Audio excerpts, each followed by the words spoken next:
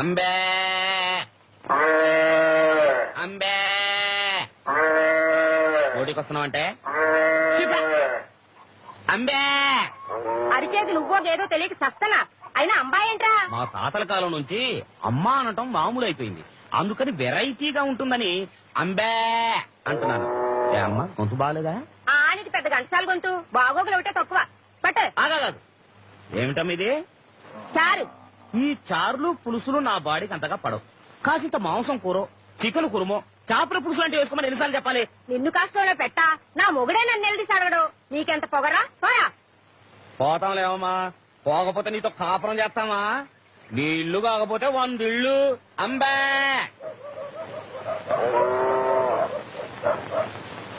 ఇదిగో ముసలాయనా, ఓ దెబ్బేసుకున్నాను రా.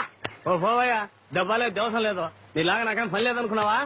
ఎల్లవయ్యా సొంచు మొఖవాడా, నువ్వు లేకపోతే నాకేమన్నా ప్యాసింజర్ కరువు అయిపోతారనుకున్నావా?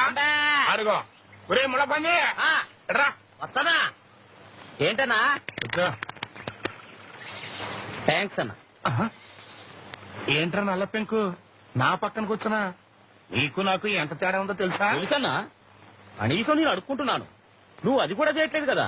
ఏంట్రోయ్ 10 కొంపల ఫుడ్ తినేసరికి గుండు బలిచిందా? కింద కూర్చో.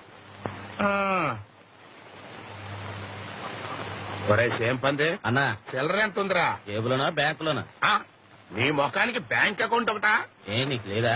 మోయ్ ఏదో పేసులు లేచామంటే నరుకుతా.